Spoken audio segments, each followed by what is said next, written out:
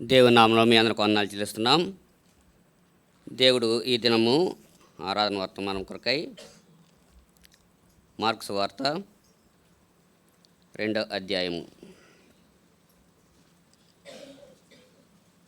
Marks వార్త 2వ అధ్యాయము 1వ వచనం నుంచి 12వ వచనం వరకు మనము మార్చి చదువుకుందాం.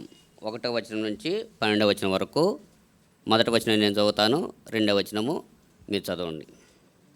తీశారు అందరూ? దయచేసి బైబిల్ ఉన్న ప్రతి ఒక్కరూ దేవుని వాక్యాన్ని తీసి చదవాలి.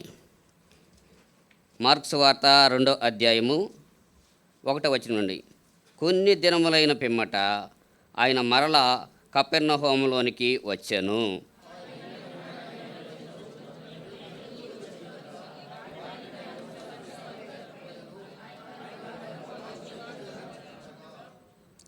కొందరు పక్షవాయు గల ఒక మనుషుని 4 చేత మోయించుకొని ఆయన యొద్దకు తీసుకుని వచ్చిరి.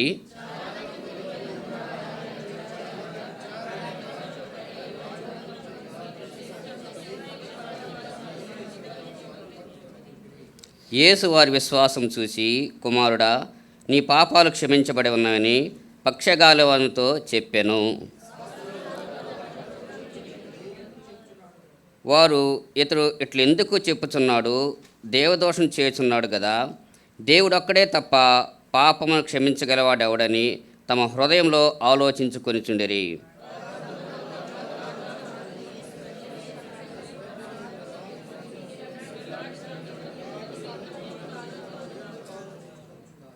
ఈ పక్షగాలంతో నీ పాపను క్షమించబడని చెప్పుట సులభమా, నీవు లేచి నీ పరుపుని ఎత్తుకొని నడవమని చెప్పుట సులభమా?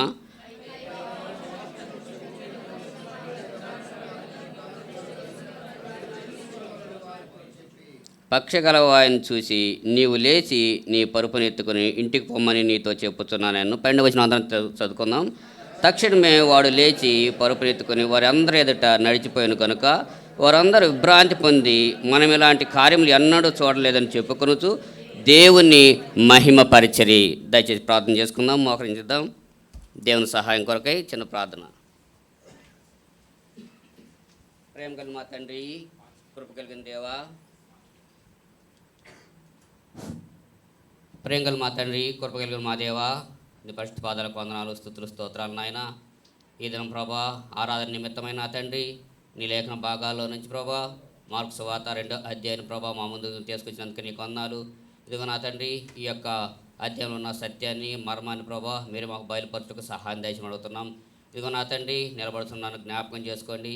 ఇదిగో ప్రభా, నా ముందున్న వారి కంటే ప్రభా నేను ఎంత మాత్రం నా తండ్రి అయోగ్యుడిని కాదు ప్రభా. ఇదిగో నా తండ్రి, దుష్టుడిని, దుర్మార్గుని, ఎందుకు పనికిరాని వాడిని అయితే నా తండ్రి ఈ దినం ప్రభా మీరు నన్ను ఇక్కడ నిలబెట్టుకున్నందుకే నీకు వందనాలు తెలుసుకుంటున్నాం.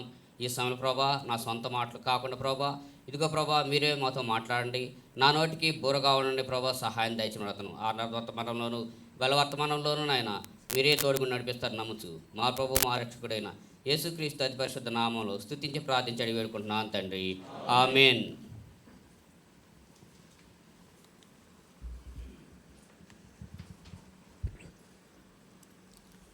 దేవుని యొక్క పరిశుద్ధ గ్రంథంలో నుంచి మనము మార్క్స్ వార్త 2వ అధ్యాయమును మనం చదువుకున్నాం. 2వ అధ్యాయం చివరి వచనంలో 12వ వచనంలో ఏమన్నదంటే లాస్ట్ మాట, వారు దేవుని మహిమపరిచినారు.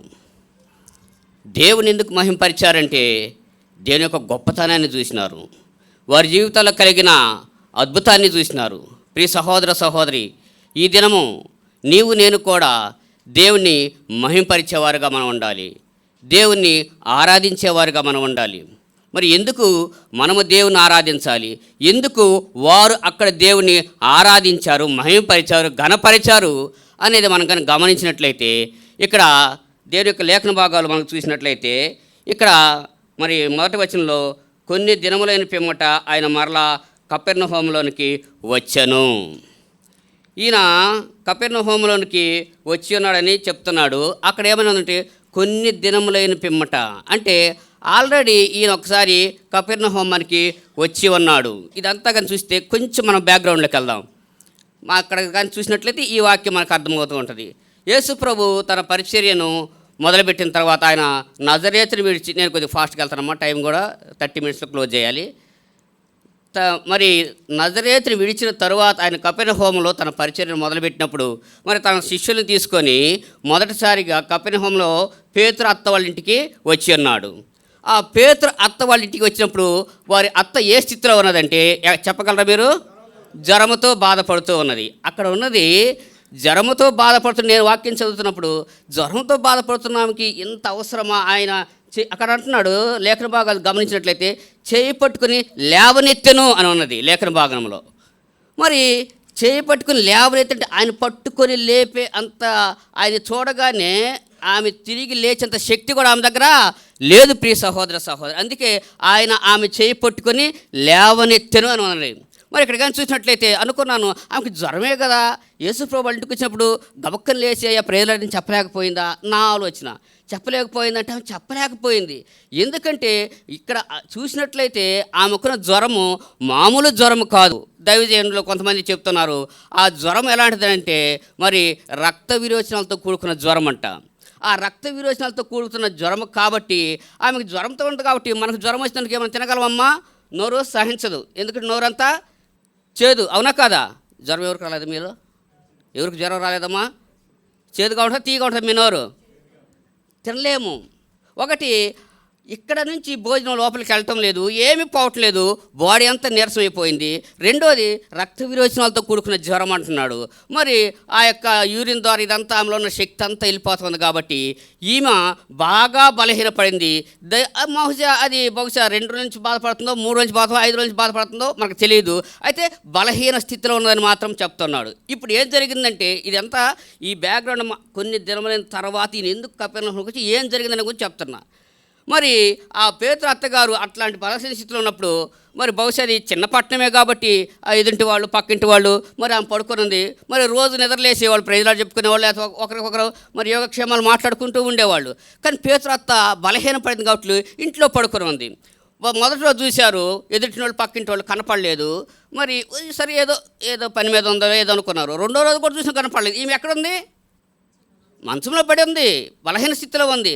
ఇప్పుడు పోయి ఆమెని చూసి పలకరించారు. ఏమంటే ఇది నా పరిస్థితి, నాకు బాగలేదని చెప్పింది ఆమె.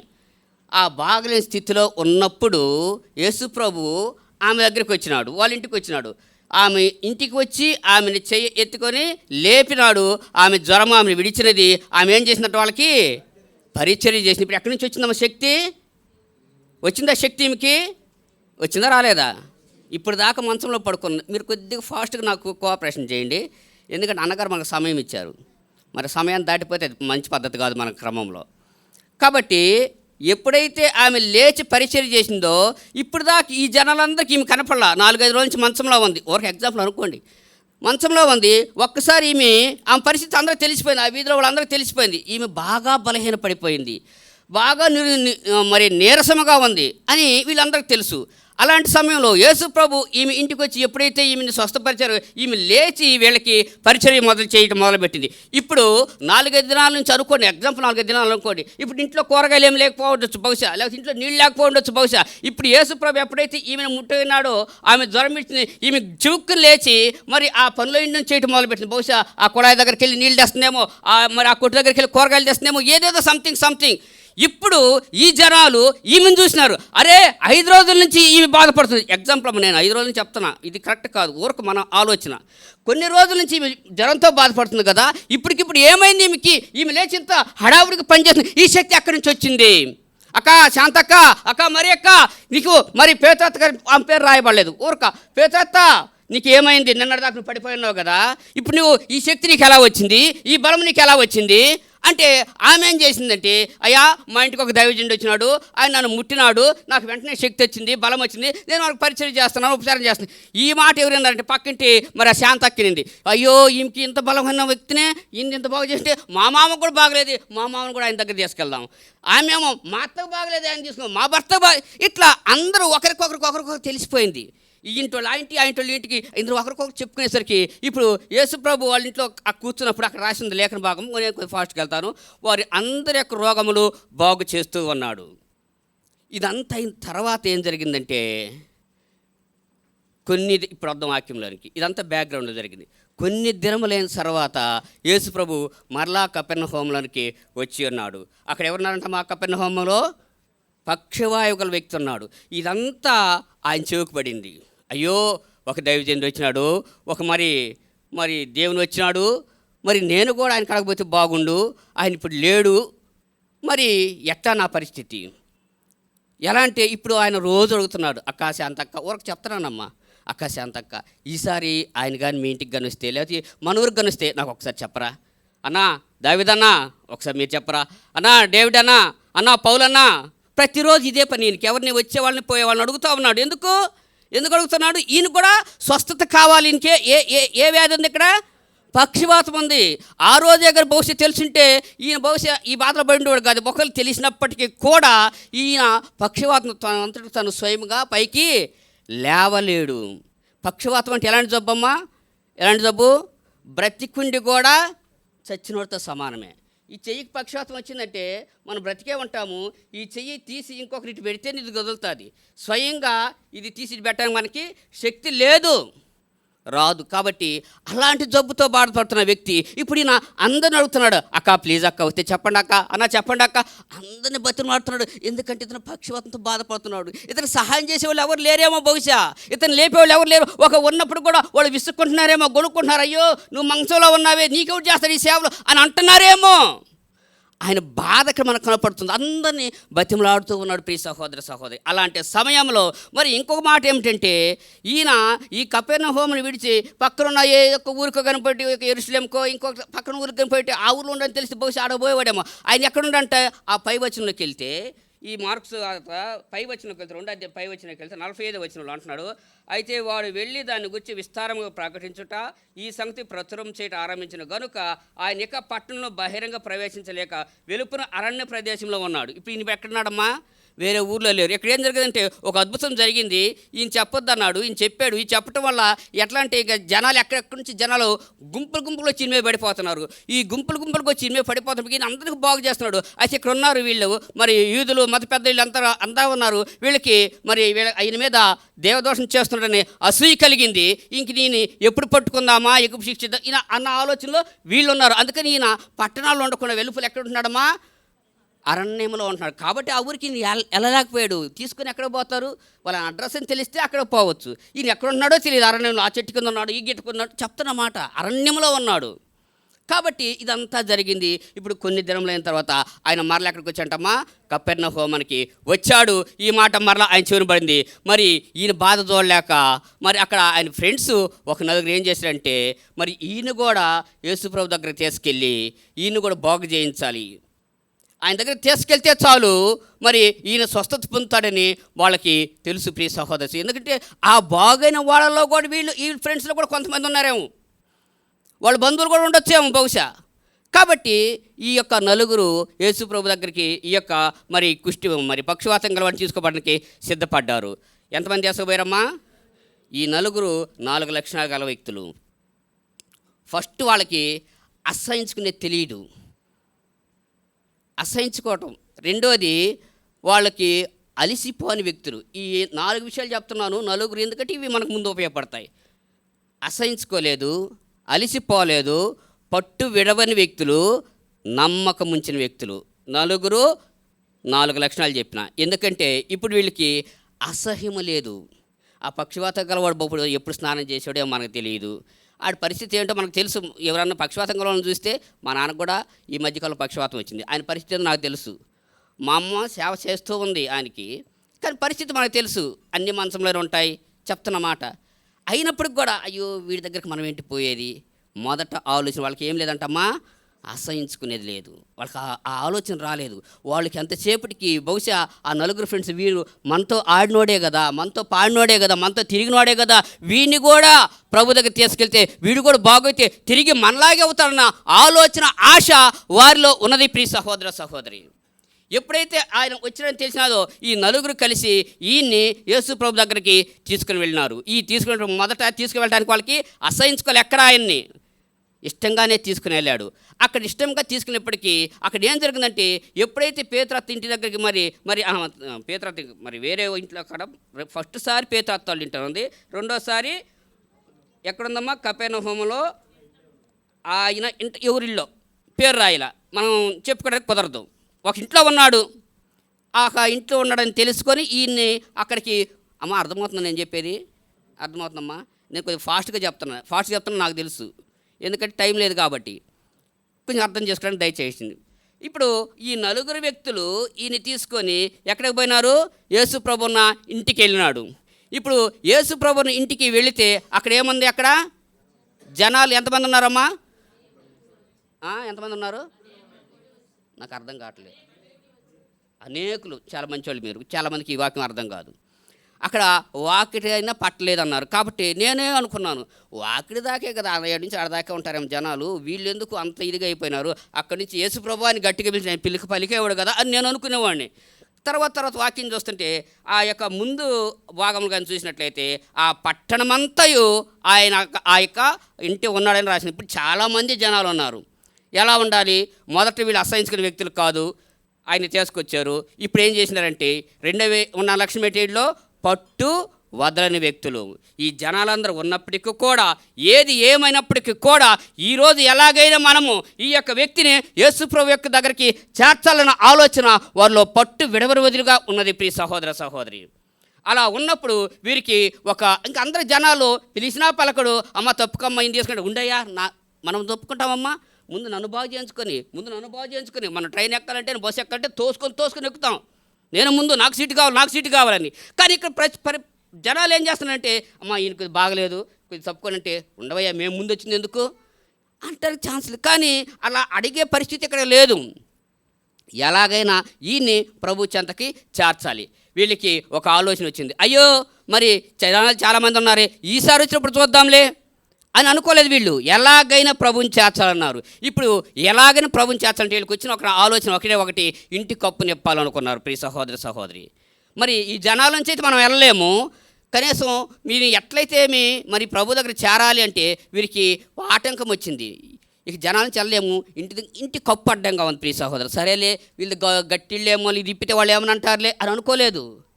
ఏదైతే ఆటంకమైందో అదే వారికి మార్గాన్ని ఇచ్చింది. ప్రియ సహోదర సహోదరి, ఇజ్రాయేల్ ప్రజలు ఆనాడు ఐగుప్తు విడిచి వస్తూ ఉంటే వాళ్ళకి ఏమొచ్చిందో మొదట ఏమడ్డొచ్చింది?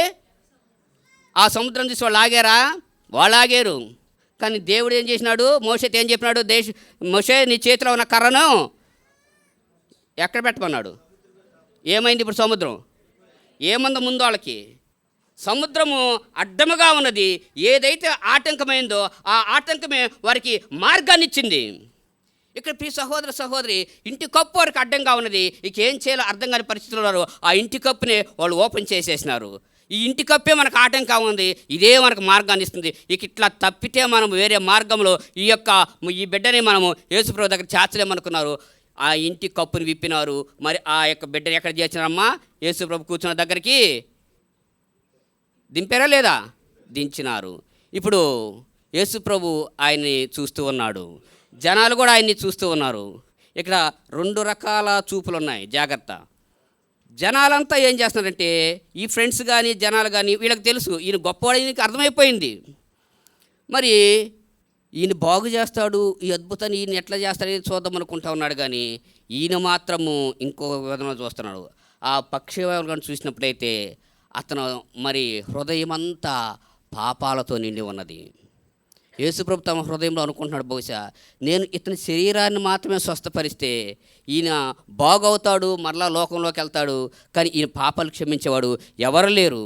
మరి ఈ పాపాలతో కానీ ఇతను కానీ చనిపోయినట్లయితే ఈయన జీవితం ఏంటంటే, మరి ప్రకటన గ్రంథంలో ఉంది, మరి నిత్య అగ్నిగుండము. ఆ అగ్నిగుండంలో కాలబట్టము, ఆ అగ్నిగుండంలో కేకలు వేయటము ఈయన చూస్తూ ఉన్నాడు. ఎవరు చూడగలడా? చూడలేడా? మీరు కొద్దిగా తొందర చెప్తే నేను కొద్దిగా తొందర, ఇది లేదంటే ఇంకొక వచనాన్ని మీకు చూపించాల్సి వస్తుంది అనమాట. చూడగలడా? ఆ నమ్మకం ఉందా మీకు? యేసు ప్రభు అంతరంగ హృదయాలు ఎరిగిన దేవుడు. ఆయనకంతా ఈయన లైఫ్ అంతా కనపడుతుంది. ఇదే పాపంతో కానీ ఈయన కానీ చనిపోతే ఈయన అగ్నిగుండానికి పాత్రుడు, అగ్నిగుండానికి అర్హత కలిగి ఉన్న వ్యక్తి. వీళ్ళేమో అందరూ ఆయన ఎలా బాగవుతాడు, ఎట్లా లేస్తాడని వీళ్ళు ఆతృతగా చూస్తున్నారు ప్రియ సహోదర సహోదరి. అయితే ఈయన ఇప్పుడు అంటున్నాడు, ఆ చూసే విధానం చూసి ఈయన హృదయము కరిగిపోయింది. ఆయన పడే బాధ చూసి ఈయన హృదయం కరిగిపోయింది. అందుకని ఇప్పుడు చేసుకొచ్చిన ఆయన పేరు ఎల్లయ్య పుల్లయ్య అనుకోండి. చూడు ఎల్లయ్య అనలేదు, లేదు చూడు పుల్లయ్య అనలేదు. ఏమని పిలుస్తున్నాడు యేసు ప్రభు? ఆయన చూసి ఆయన హృదయము ఎంతో తప్పించిపోయింది, ఎంతో వేదన చెందింది, ఎంతో కరిగిపోయింది. ఇప్పుడు ఆయన అంటున్నాడు, ఏమంటున్నాడు? చూసావు ఆయనకి ఎంత ఇష్టమో ఆయనంటే. నీవు నేను కూడా ఎన్ని తప్పులు చేసినప్పుడు కూడా, ఎన్ని ఇది చేసినప్పుడు కూడా మనల్ని ఆయన త్రోసిపుచ్చే ఆయన వ్యక్తి కాదు. నా ప్రియ కుమారుడా, నా ప్రియ కుమార్తె. ఆయన మాటలోను ఎంత మాధుర్యం ఉందో, ఎంత ఆత్మీయత ఉన్నదో, ఎంత సంతోషం ఉన్నదో. కుమారుడా, ఈ కుమారుడా అని ఎప్పుడైతే పిలిచినాడో ఇతనికి సగం ప్రాణం వచ్చేసింది ప్రియ సహోదర సహోదరి. ఎంతో ఆనందంగా ఫీల్ అయినాడు. నేను కొద్దిగా ఫాస్ట్గా పోతున్నాను ఏమనుకో కాకుండా. ఈ తర్వాత ఏం జరిగిందంటే, మరి వీళ్ళందరూ ఏమనుకుంటున్నారంటే, మరి ఆయన మరి పక్షవాతంతో ఉన్నాడు కాబట్టి ఈయన బాగు చేస్తాడు, లేచి వెళ్ళిపోతుంటే మొదట ఈయనేం మాట్లాడంటే, ఏం మాట్లాడమ్మా? నీ పాపాలు, ఈ పాపాలు కానీ క్షమించబడకపోతే ఈయన ఎక్కడికి పోతాడమ్మా? నరకానికి పోతాడు ప్రియ సహోదర సహోదరు. వీళ్ళంతా ఆశ్చర్యపోయినాడు. ఇదేంది, మనం ఒకవేళ ఒక విధానంలో మనం తీసుకొస్తే ఈయన ఇంకో విధానంలో మాట్లాడుతున్నాడేమి. ఇక్కడ వాళ్ళు వచ్చింది శరీర స్వస్థత కొరకు వీళ్ళు వచ్చినారు, కానీ ప్రభువు మొదట ఆయనకి ఆత్మ స్వస్థతనిచ్చినాడు, తర్వాత శరీర స్వస్థతనిచ్చిన మనం చూస్తాం. ఇక తర్వాత ఇక్కడ ఆడున్న వ్యక్తులు మరి సనుక్కుంటా మొదలుపెట్టినారు. సరే, ఆ పార్ట్ను మనం తీసేద్దాము. మరి వాళ్ళు అనుకుంటున్నారు, నువ్వు ఎందుకు ఆయన పాపాలు క్షమించబడ్డావు, నీకు ఏ అధికారం ఉంది, ఇవన్నీ అనుకుంటూ ఉన్నప్పుడు అప్పుడు ఈ ప్రభువు వారితో అంటున్నాడు, మరి నువ్వు లేచి నడమని చెప్పడం సులభా, నీ పాపాలు క్షమించబడటం సులభం అని చెప్పడం ఏది సులభం, ఇవంతా కొంత డిస్కషన్ జరిగింది ఇక్కడ. సరే, అది మనం తీసేద్దాము. కానీ ఈయన ఎందుకు వచ్చాడు ఇక్కడికి? మెయిన్ ఈయన ఎందుకు వచ్చాడు? పక్షవాతం గల వ్యక్తి స్వస్థత కోసం వచ్చినాడు. రెండో భాగంలో ఏం రాసిందంటే, నువ్వు నీ పరుపునెత్తుకొని నడిచి వెళ్ళమన్నాడు. ఆయన పరుపునెత్తుకొని తిరిగి నడిచి వెళ్ళినాడు. 2 రకాల స్వస్థత పొందినాడు ప్రియ సహోదర సహోదరి. ఇక్కడ అందుకు ఆ యొక్క మహిమను, దేవుడిని, ఆయన చేసిన అద్భుత కార్యాన్ని వాళ్ళు అక్కడ చూశారు కాబట్టి అక్కడ వారు ఏం చేసినారు? దేవుణ్ణి మహిమపరిచారు, దేవుని ఘనపరిచారు, దేవుని ఆరాధించినారు. నీవు నేను ఎందుకు ఆరాధించాలి? మనకేం అవసరం? ఏం అవసరం మనకి? ఆ పక్షవాతం కలిగిన వ్యక్తికి ఏ విధమైన పాపరోగం ఉన్నదో నీకు నాకు ఆ పాపరోగం మనకి అలాగే అంటి ఉన్నది ప్రియ సహోదర సహోదర. కీర్తన గ్రంథం నుంచి ఒక మాట చదువుకుందాం. కీర్తనలు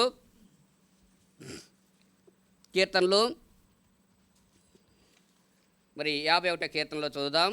కీర్తనలు 51, 2, 3 వచనాలు చదువుదాం. దయచేసి తీసిన వాళ్ళు చదవండి అమ్మా త్వరగా. నన్ను బాగా కడుగుము,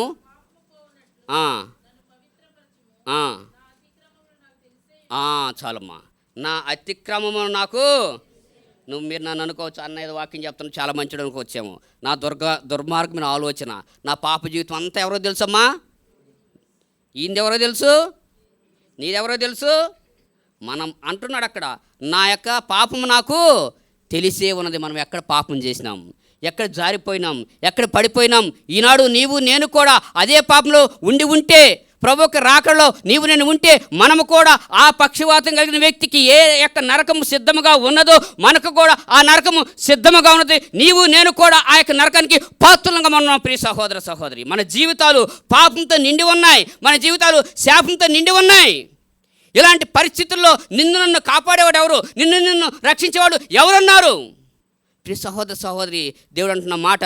మరి అదేవిధంగా చూసినట్లయితే టైం లేదు చూడొద్దు. రోమపత్రిక 3వ అధ్యాయంలో కానీ చూసినట్లయితే అక్కడ ఉన్నది ఏ భేదం లేదు, అందరూ పాపం చేసినారు, అందరూ నరకానికి సిద్ధముగా ఉన్నారు, శిక్షకి అర్హులుగా ఉన్నారు. ప్రియ సహోదర సహోదరి, వీరందరూ పాపాన్ని తీసివేయడానికి ఆ యొక్క పక్షవాతం గల వ్యక్తిని ఏ విధంగా రక్షించినాడో నిన్ను నన్ను రక్షించడానికి ఆయన ఈ లోకానికి దిగి వచ్చాడు. ప్రియ సహోదర సహోదరి, ఈ లోకానికి దిగి వచ్చిన తర్వాత ఆయన ఏం చేసినట్టు ఒక మాట చదువుకున్నాం. 1 పేతురు నుంచి ఒక మాట చదువుకుందాం. దయచేసి తీసుకొని చదవండి. 1 పేతురు 2వ అధ్యాయము, పేతురు రాసిన మొదటి పత్రిక 2వ అధ్యాయము 24వ వచనము.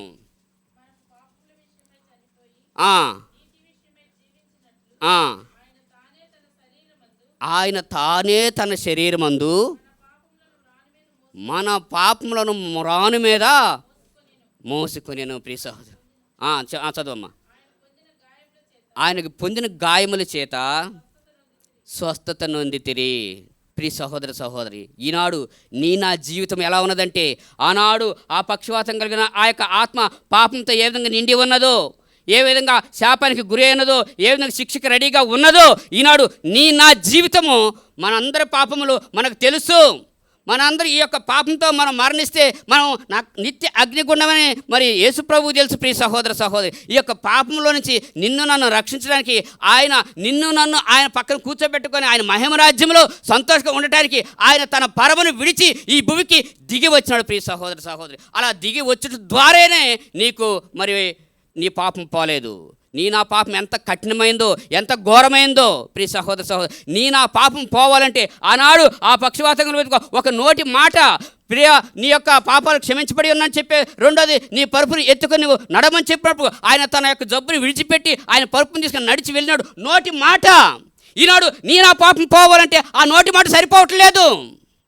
ఆయన ప్రాణమే పెట్టాల్సి వచ్చింది. ప్రియ సహోదర సహోదరి, ఏమంటున్నప్పుడు ఆయన తానే తన శరీరం మీద తన యొక్క సిలువను మ్రోసినాడు. ఎవరి కొరకమ్మ చేసింది ఈ యొక్క కార్యం? ఎవరి కోసం చేసినాడు? ఎవరి కొరకమ్మా? నా కొరకు. ప్రతి ఒక్కరిట పెట్టుకోవాలి, చెయ్యి పెట్టుకొని మనం ప్రశ్నించుకుంటే, ఇందాక అక్కడ మనం చేసింది, నా పాపం నాకు తెలిసే ఉన్నవి, నేను ఎక్కడే పాపం చేశాను, ఎక్కడ అబద్ధం ఆడాను, ఎక్కడ దొంగతనం చేసినా, ఎక్కడ చెడు కార్యాలు చేసిన, సంథింగ్ అన్నీ తెలుసు. ఇదే పాపంతో నేను చనిపోతే నా యొక్క స్థితి మరి అగ్నిగుండమే. నా పాప స్థితిని తీసివేయడానికి, నన్ను రక్షించడానికి, నన్ను కాపాడడానికి, నన్ను అతను కుమారుడుగా చేర్చుకోవడానికి ఆయన ఆ పరమ నుంచి ఈ భూమికి దిగి వచ్చటమే కాక ఆయన నా కొరకు తన ప్రాణాన్ని సిలువలో పెట్టినాడు. ప్రియ సహోదర సహోదరి, ఆ సిలువలో పెట్టిన కారణం చేతనే నా పాపము తొలగిపోయింది. ఈనాడు నేను ఈనాడు దేవుని మందిరంలో దేవుని యొక్క ఇచ్చిన ఈ సంఘంలో అందరం కూడి ఈ విధంగా దేవుని ఆరాధించడానికి ప్రభువు ఎంతో గొప్ప కార్యం చేసినాడు. సిలువ కార్యాన్ని ఒకసారి కానీ చూసినట్లయితే ప్రియ సహోదర సహోదరి, ఎప్పుడైనా నాకు కానీ బాగా బాధగలైతే నేను ఒకసారి కళ్ళు మూసుకుంటా. ఈ బాధ ఎంత? నా ప్రభువుని చూడండి. నా ప్రభువు యొక్క తల మీద ముళ్ళు కిరీటం ఉన్నది, రక్తము కారుతున్నది. ఆ రక్తము ఎలా పోతుందో తెలుసా? అయ్యో ఇట్ల నుంచి కారుతున్నది, ఇట్ల నుంచి కారుతుంటే ఈ రక్తము ఈ కంట్లోకి వస్తుంది, ఈ కంట్లోకి వస్తే నా చెయ్యి ఇక్కడ ఇరుక్కోపోయింది, ఈ యొక్క చెయ్యి తుడుచుకోవడానికి నా చెయ్యి లేదే, ఈ చెయ్యి చూస్తే ఇక్కడ బంధించబడి ఉంది, ఈ చెయ్యి చూస్తే ఇక్కడ బంధించబడి ఉన్నది. ఎలా? మరి యొక్క శరీరం నుంచి రక్తం కారుతున్నది, చెమటై కారుతుంది, అంతా కారుతుంది. ప్రియ సహోదరు, యేసు ప్రభు సిలువ యొక్క దృశ్యం మనం ఒకసారి జ్ఞాపకం చేసుకుంది. ఇది ఆయన కోసం కాదు చేసింది, ఈ కార్యం చేసింది నీ కొరకే నా కొరకే. ఆయన అంటున్నాడు, నాలో పాపం ఉన్నదని మీరు నిరూపించగలరా? ఏ పాపం లేని వ్యక్తి ఈనాడు సిలువలో బలి అయి ఉన్నాడు. ప్రియ సహోదరు, ఎవరి కొరకు? నీ కొరకే నా కొరకు, నిన్ను నన్ను విడిపించడానికి, నిన్ను నన్ను రక్షించడానికి, నిన్ను నన్ను కాపాడడానికి, ఆయన తన బిడ్డలుగా చేసుకోవడానికి ఆయన నీ కొరకు నా కొరకు ఆ సిలువ మీద బలి అయిపోతాడు. ఆ సిలువ కార్యం ఒకసారి చూద్దాం ప్రియ సహోదర సహోదరి. ఎలాంటి ఘోరమైన సిలువ! ఆనాడు యేసు ప్రభుని మరి ఆనాడు మరి ఆ యొక్క తోటలో పట్టుకున్నప్పుడు మరి అప్పటి నుంచి మరి యేసు ప్రభుకి శ్రమలు మొదలైపోయినాయి. ప్రియ సహోదర సహోదరి, మరి ఆనాడు ఆ రాత్రికాల సమయంలోనే కైపా దగ్గర తీసుకెళ్ళాల్సి వచ్చింది. మరి తర్వాత పిలాతు దగ్గర తీసుకొచ్చి వచ్చింది. వాళ్ళిద్దరికీ అయితే వీళ్ళు ఏ పాపం కనపట్లేదు, నిర్దోషిగా అంటున్నట్టు కాదు, ఈయన శిక్షించాలని వీళ్ళు అంటున్నారు. ఈ యొక్క సిలువలో యేసుప్రభు అంటున్న మాట ఏమిటంటే, ఇప్పుడు ఆ సిలువ మోసేటప్పుడు, ఆ కార్యం జరిగేటప్పుడు మరి ఆయన అంటున్నాడు, అమ్మలారా మీరు నన్ను చూసి ఏడవకండి. ఎవరి కోసం ఏడమన్నాడు? మీ కొరకు మీ పిల్లల కోసం ఏడమంటున్నారు. మనం ఎలాంటి వాళ్ళం చూద్దాం ఒక్క మాట. ఇక్కడ కానీ చూసినట్లయితే అక్కడ పిల్లలు అడుగుతూ ఉన్నాడు, మరి ఈయన విడిపించేద్దామంటే మరి ఈ శాపం ఎవరి మీద ఉంటే వీళ్ళు ఏమంటున్నారు తెలుసా? ఈ పాపము ఈ శాపం ఎవరి మీద ఉండాలి? మా మీద. చూసారా మనం ఎలాంటి వ్యక్తులమో?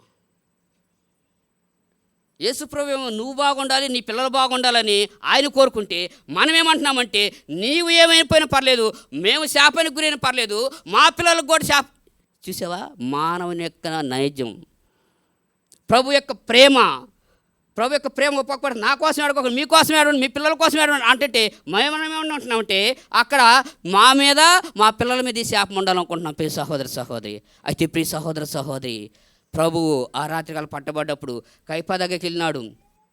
మరి తీర్పు పొందిన తర్వాత యేసు ప్రభు ఆయన మరి ఆ యొక్క శిక్షకు పాత్రుడిగా చేసినారు. ఇదంతా ఎట్లా ఉన్నదంటే, ఇక్కడ ఇందాక మనం చూసుకున్నాము, వీళ్ళకి అసూయ ఉంది. ఎవరికి? ఇక్కడ అనేకులు కూడి ఉన్నారు. ఈ అనేకులు ఎవరెవరు ఉన్నారంటే శాస్త్రులు, పరిసయ్యులు, సద్దుకయ్యులు అందరూ ఉన్నారు. వీళ్ళకి ఏమొచ్చిందంటే అసూయ వచ్చింది. ఇప్పుడు యేసు ప్రభు 3 మేకుల మధ్య వేలాడుతున్నాడు. ఎందుకని 3 మేకుల మధ్య వేలాడుతున్నాడు?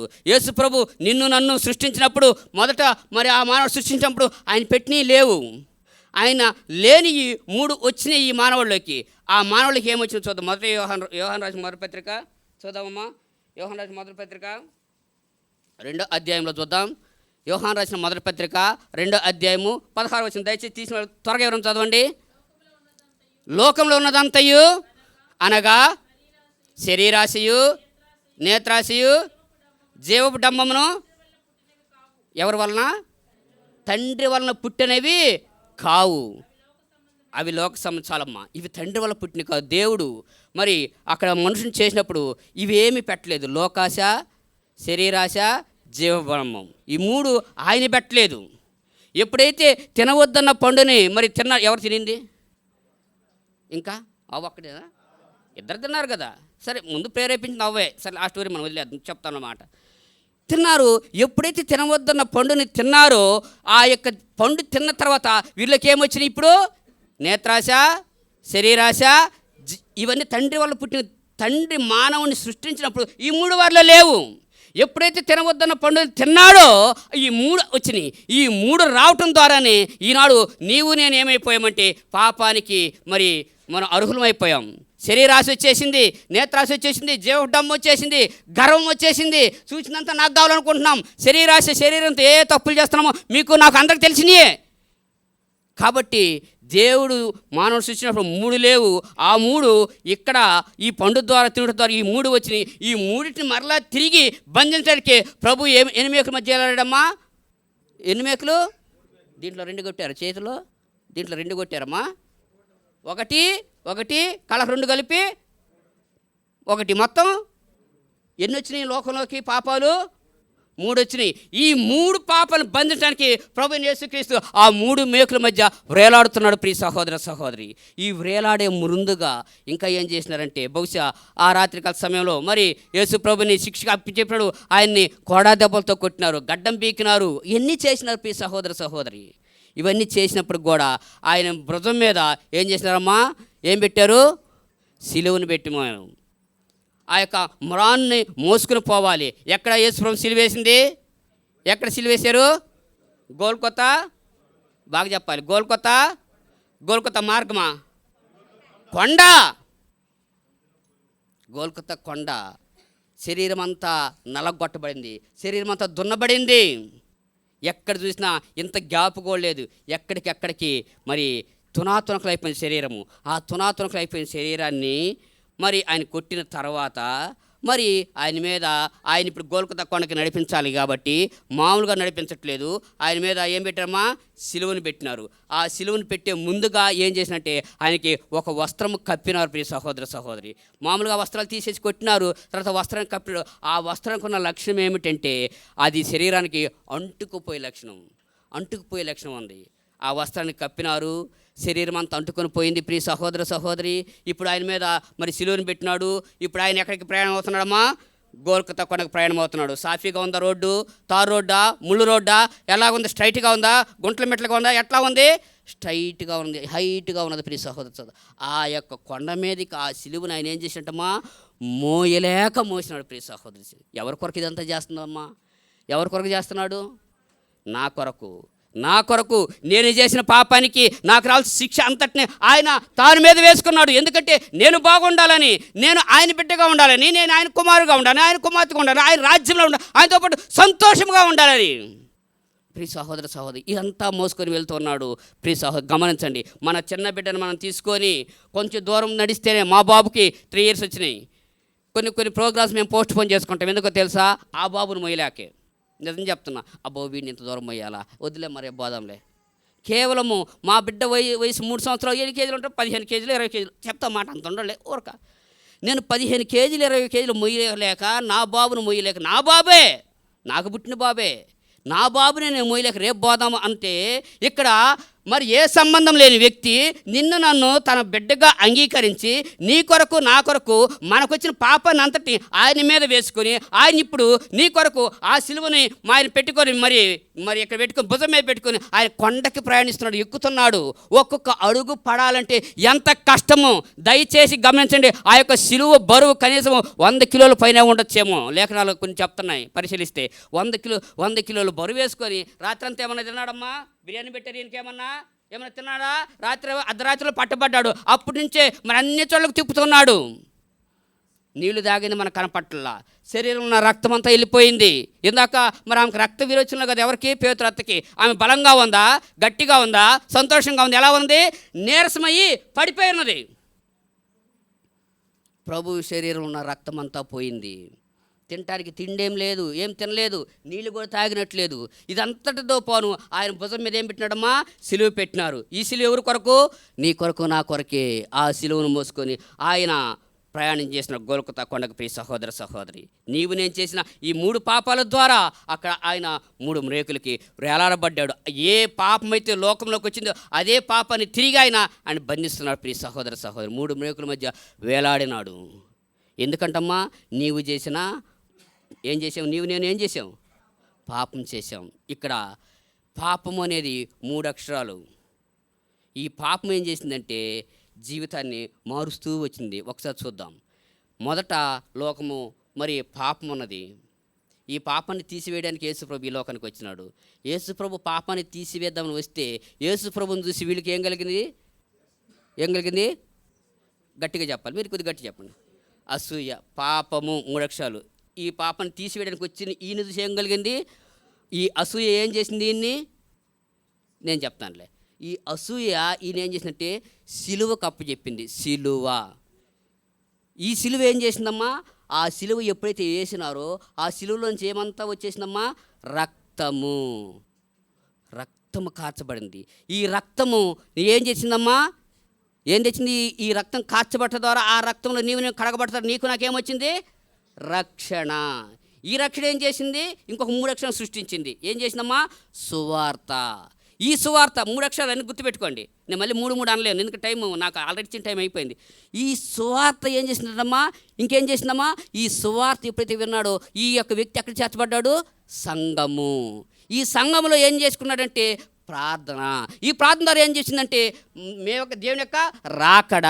ఈ రాకడ ఏం చేసిందంటే వచ్చిన తర్వాత ఎక్కడ పోతామమ్మా? మహిమ. ఈ మహిమ ఏం చేస్తుంటే జీవము. ఎక్కడమ్మా? నిత్య జీవము. 3 అక్షరాలు. 3 అక్షరాలు మన జీవితాన్ని మారుస్తూ వచ్చి మన పాపాన్ని తీసివేయాలనుకున్న యేసయ్య మనకింత గొప్ప కార్యాన్ని చేసినాడు. ఇంత గొప్ప కార్యాన్ని చేసిన నా దేవుడిని మనం ఏం చేయాలి? మనము స్తుతించాలా, ఆరాధించాలా వద్దా? గట్టి చెప్పండమ్మా. మీరు ఆ మాట అనకపోతే నేను చెప్పి మీకు అర్థం కాలేదేమో అనుకుంటా. నేను ఆరాధించాలి. ఆనాడు ఆ యొక్క పక్షవాతం ఆ వ్యక్తి మరి తన యొక్క మరి ఆ జబ్బును పోయినప్పటికీ దేవుని మహింపరిచినారు, దేవుని ఆరాధించినాడు, దేవుని ఘనపరిచినాడు. ఈనాడు నీవు నేను ఆ అగ్నిగుండం నుంచి దేవుడు నిన్ను నన్ను తొలగించి ఆయన కుమారుడుగా ఆయన రాజ్యంలో పెట్టుకున్న ఎంత సంతోషకరమైన మరి ధన్యకరమైన జీవితాన్ని మనకిచ్చిన మన దేవుడికి ఏమివ్వగలము? ఏమిచ్చినా తక్కువ వారమే. దేవుని మనము ఆరాధించే వారిగా ఉండాలి, ఆయన మహింపరిచే వారిగా ఉండాలి, ఆయన కృతజ్ఞత చెల్లించే వాళ్ళుగా మనం ఉండాలి. ప్రియ సహోదర సహోదరు, దేవుడు ఈ వాక్యాన్ని దీవించిన గాక. మనందరం ఆరాధనకు ప్రవేశిద్దాం.